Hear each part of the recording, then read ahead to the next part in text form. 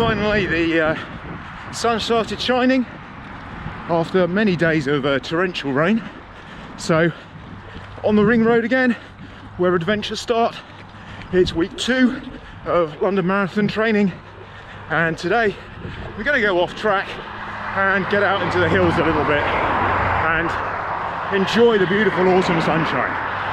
Let's go. Only a couple of miles from home, and we're on the Oxford Greenbelt pathway, which is a long distance pathway going around the perimeter of Oxford.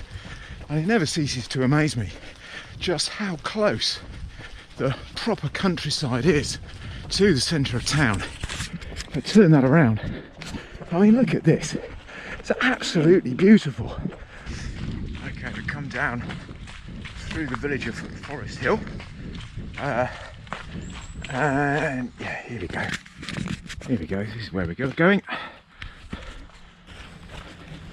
So about 6.5 miles into the run, which is, well, just about halfway. So I've managed to lose the path a few times, and you know, getting lost in the countryside is one of the things that I both like and dislike about running.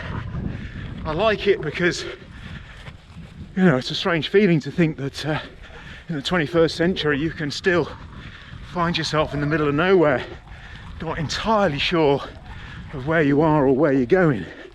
And I also hate it because it gives me that little rising feeling of terror that I'm completely lost, nobody knows where I am, and I'll never get home again, which is completely irrational.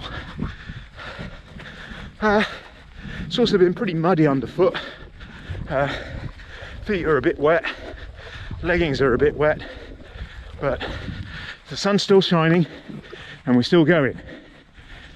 So I got my notification of being successful in the London Marathon ballot the morning after the Euro Millions draw, which was the highest winning draw ever in the history of the Euro Millions. So fate decided that I'd win a lottery that day, but I got the London Marathon rather than that. Never mind, eh? Time for a break. So one of the marathon training features that I think is often neglected is that this is a pastime, this is a hobby, we're doing this for fun. And so the training should be fun as well. And I don't think you do have to absolutely kill yourself putting the miles in. You can stop, you can pause, you can take yourself to a pub, run to a pub, have a little drink, have a rest, enjoy the sunshine, enjoy the views, and simply make it fun. Make it something you enjoy, make it something you look forward to. And that makes the training an awful lot easier. So yeah, cheers. Right, it's time to get going again. Let's keep running. So that was a lovely stop in Beckley, and now we keep on going. Just going to skirt around the Big Bird Reserve on Otmore. I think the last time I was here was doing the Otmore Challenge Half Marathon, which I made a video about in the summer.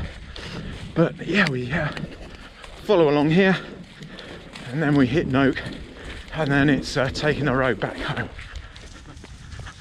So this is the bit I like best about trail running in the countryside.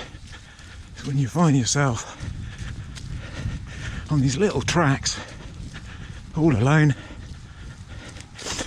with just the noise of the country around you. Oh, it's magical. So 11 miles in,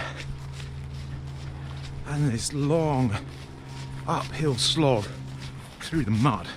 It's absolutely killing me. But this is the training. So what's difficult now, and what feels like real effort, every step of hard effort that you put in during training, that's the bit that makes the running on the day easier. So whilst I'm not really enjoying this bit, at least I know it's doing me good. Well, it better bloody be, I tell you that. Ah. So there we go. That's 13.5 miles down. Not a fast run by any means, but yeah, it's a good solid training run. Getting the distance under the belt. So week 2 of marathon training. Last week I did a sensibly paced 5k on Monday. About 4 miles of interval training with the club on Thursday, and then today's long run, plus another session in the gym yesterday because it was pouring with rain, and a couple of half sessions at home of doing squats and lifting things as well. I think at this stage what I need to do is concentrate on muscling up a bit my hip flexors on the front of the right hand side. So those are the muscles that go down the front of your leg from the hip down to the ones which attach to your knee are playing up a bit. So I really want to focus on muscling those up. There were times in that run that was a little bit difficult. The ground was very heavy. However, I do think that running off-road gives you a different type of experience than on-road. The uneven ground helps sort of muscle up your ankles because you're constantly having to adjust where your feet are. And equally, running in the heavy ground, although it's difficult going, I really think that helps on muscling up your legs and also getting used to putting the effort. So all in all, good run. Week 2 down, and week 3 now begins. So until the next time.